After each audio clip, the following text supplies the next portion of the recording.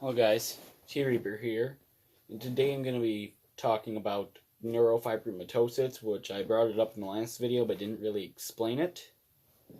So, neurofibromatosis has three types. Type 1, which affects 1 in 2,500 people. It can be inherited from a parent, or it can be spontaneous. The approximate spontaneous rates are around 1 in 3,000 to 4,000.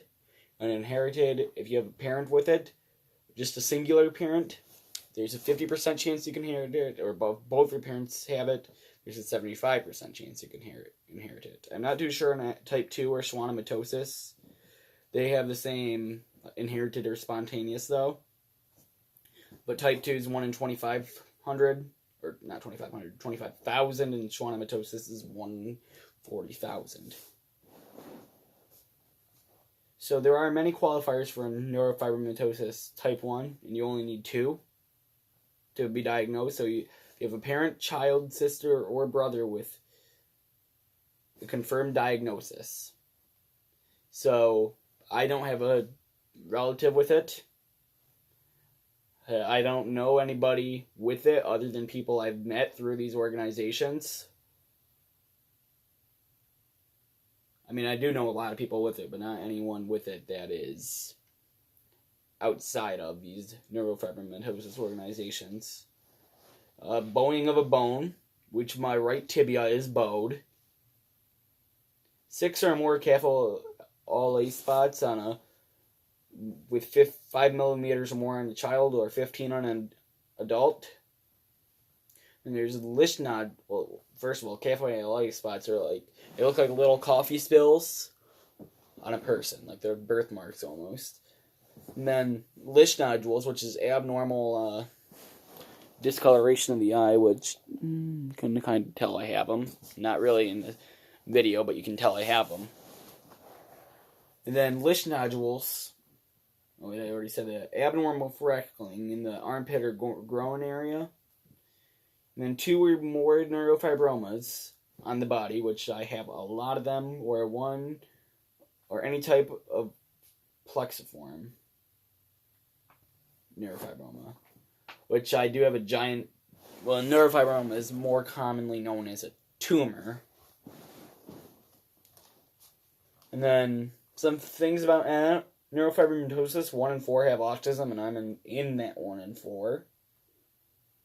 And then more than 120,000 U.S. citizens are affected by this, which that may not seem like a lot, but you take the population of Lansing, Michigan. There's about 116,000 people in Lansing, Michigan. That's more than the population of Lansing, Michigan.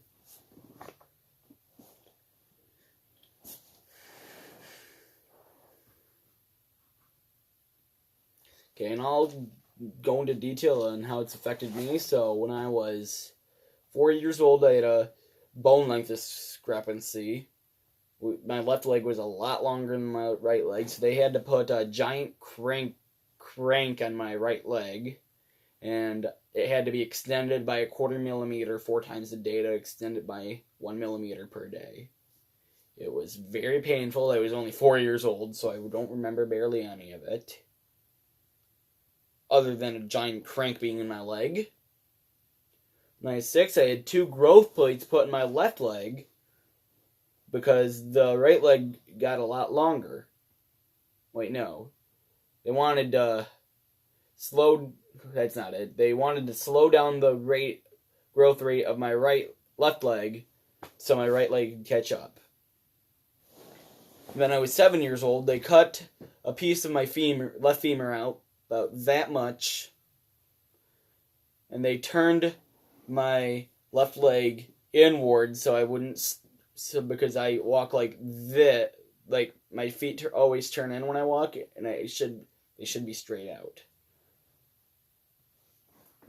And then when I was 10 years old, probably one of the bigger surgeries in my life is that they took a little bit of my right bone out, because they did have to put a plate in my left femur, so my right leg did a lot of catching up, and then they put a plate in my right leg to slow it from growing.